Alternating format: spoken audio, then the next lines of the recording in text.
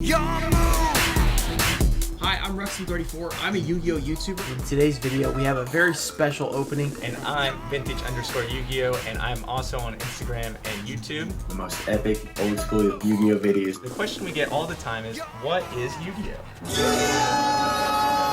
Long ago, Egyptian kings played a game of great and terrible power.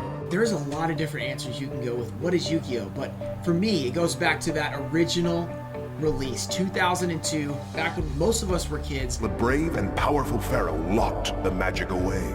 We were like, what is this? We gotta see this. We saw the cards, we saw the show. The show was a huge part of my childhood. Just seeing that, I was like, this is the coolest thing ever. I need to get the cards that they're playing in the show. 5,000 years later, a boy named Yugi unlocks the secret of the Millennium Puzzle. Yugi was the main character in the English dub. I think he was also called Yu-Gi-Oh in the Japanese version, the original version. Destiny has chosen him to defend the world from the return of the Shadow Games, just as the brave pharaoh did 5,000 years ago. He finds this Millennium Puzzle. It's an ancient Egyptian artifact, and he puts it together. And once he puts it together, he basically becomes like, he has like an inside presence of an Egyptian pharaoh 5,000 years ago. And the guy is like a taller version of him. So basically, whenever he duels, that guy is a professional at dueling. As long as we stay connected, you and I can face anything. With all 3 Egyptian god cards, I will be unstoppable. The duels actually started in ancient Egypt. That's where these trading cards started in the actual the show or the manga of the show. It's time to do. It's some crazy stuff, and it's awesome as a kid. You're like, now I'm watching ancient guys duel with these current cards, and it becomes like a real thing. It's really cool.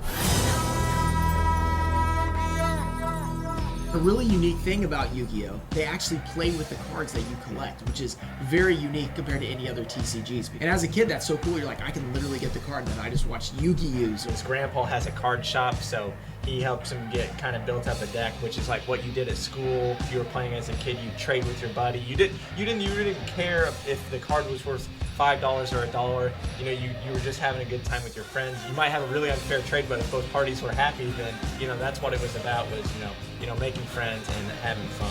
For me, it goes back to that original collecting based on what I saw on the show, playing with those cards on the playground and pretending to actually be in the show and duel some of my friends. The show really kind of wove in with the cards to make that a possibility.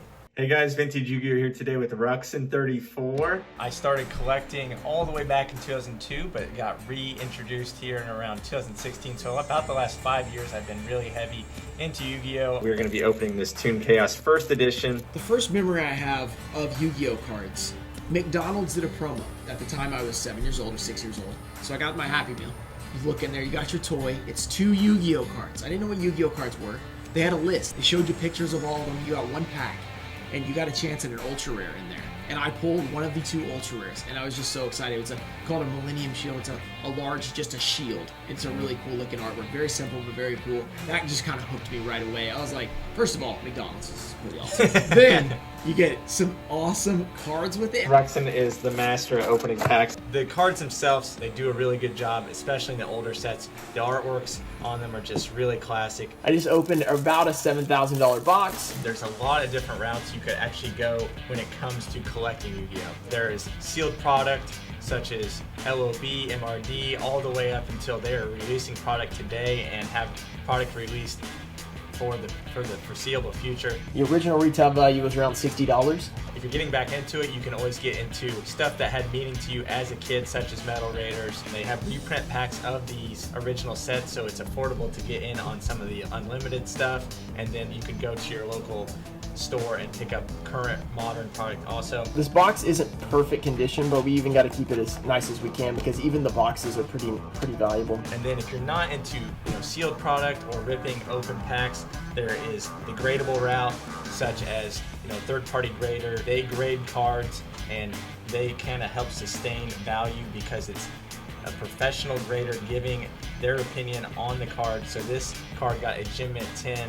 So Gem Mint 10s are the best grade you can get from this grading company, and they carry huge value, so they're a more safe investment as there is a kind of a history to these cards. But then if you can't afford PSA 10s, there are PSA 9s, PSA 8s, all the way down to PSA 1s. So if you want the card in a well-protected slab, there are different companies such as Beckett, PSA, and other companies are hitting the market as I speak.